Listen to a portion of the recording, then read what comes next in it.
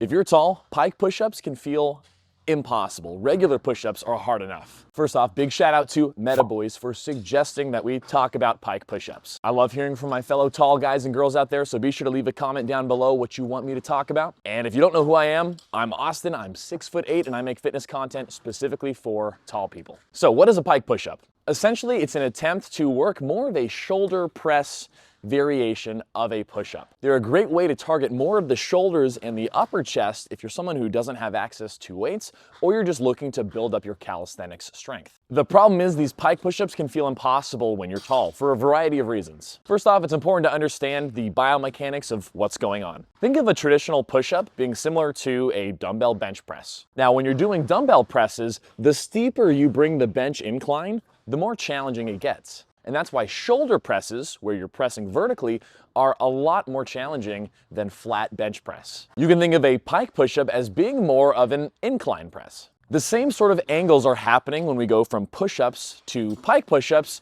to maybe even eventually handstand push-ups. Yeah, you can see that handstand push-up was hardly any motion at all. And again, because the more we get towards vertical pressing, the more challenging it gets because we're using less of our chest muscles, which are a lot bigger relative to our shoulders. All of that to say, pike push-ups are hard to do. So if you're a tall person, you're going to struggle with them. We have a longer range of motion to work through, and even if you're a skinny tall person, you still weigh more than the average person. People love to call tall people, lanky and skinny, but forget that even a guy like me weighs 225 pounds, more than most athletic people.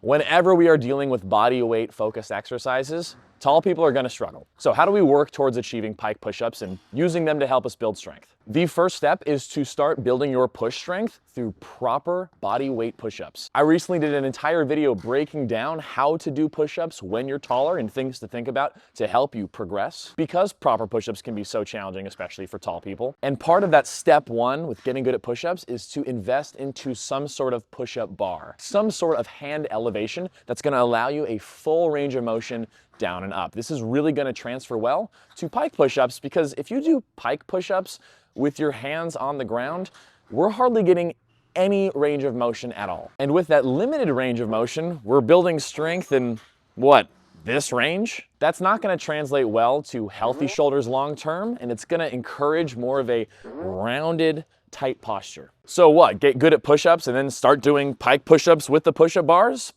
Well, not quite. Before getting into pike push-ups, the second step after you feel good, confident, and strong with regular push-ups with push-up bars is to start doing decline push-ups. Decline push-ups are a more generous way to start translating our strength from just our chest into our shoulders without making the huge jump that it is to go from flat push-up to pike. With decline push-ups, the higher you elevate your feet, the more challenging it is. So start off with very low feet elevation and keep in mind your same push-up mechanics. Trying to align our neutral spine, screwing our hands into the ground, and aiming down and slightly forward. You will find right away that that is already a lot more challenging than flat ground push-ups. And you should be able to string together at least sets of 5 to 6 full range of motion reps with slight foot elevation before you elevate your feet further. Now, careful when you do this. Sometimes the stacks can get a little precarious, but as long as you're focused and balanced, you can continue to increase the height of your feet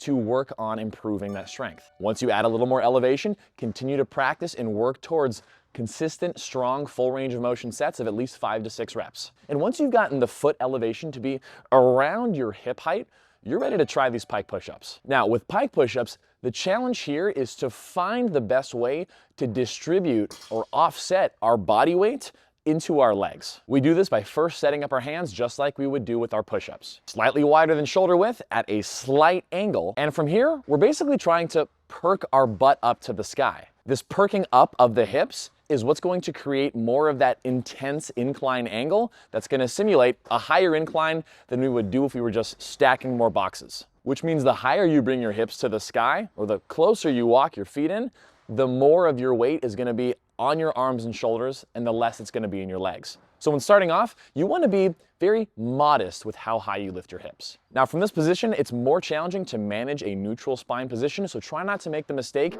of tucking down your head and your chin. Keep that good twist of the hands as you lower down as far as you can and push back up. You'll find out right away if you kept your hips too high because you won't be able to complete a rep. So the challenge here is to find that position with your feet and with your hips that allow you to string together sets of between 3 and 6 reps at a time. That's a range where you're gonna build a lot of strength with this exercise. Now, as you improve, before you start walking your feet closer, really try to push that range of motion. That's why we have our hands elevated with the push-up bars. We're trying to train a proper full range of motion press because that's going to encourage good posture, good muscle development, and keep our joints safe too. As you go down each rep too, make sure your elbows aren't flaring out to the sides. Screw your hands into those bars to let your elbows move in a more natural position. That elbow flare is going to kill your shoulders and leave you with shoulder problems later in life. With an attempt to always get as much range of motion as we can,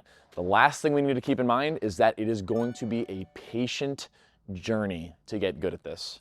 We've got all the odds stacked against us as tall people, and you need to be able to drop your ego and regress back as far as you need to, even if that's all the way back to knees on the ground push-ups. Good thing is, you've got your whole life to get strong, but it's not gonna happen if we try to just jump right into pike push-ups. It's super important that we use those decline push-ups as a nice intermediate step into pike push-ups. If you want maximum strength gains from this, aim for 2 to 3 sets of 3 to 6 reps twice a week. If you are looking for more of a muscle hypertrophy gain from this, you'd want to try to increase your reps a little bit more to the 5 to 12 range. Increase your sets to 3 to 4 sets 2 or 3 times per week. If you liked the video, please be sure to like, leave a comment down below on what you want to see next, and be sure to subscribe for more tall fitness content. Those are my thoughts on pike push-ups. Good luck with your training. Get out there and remember, you're not an average Joe, so stop training like one.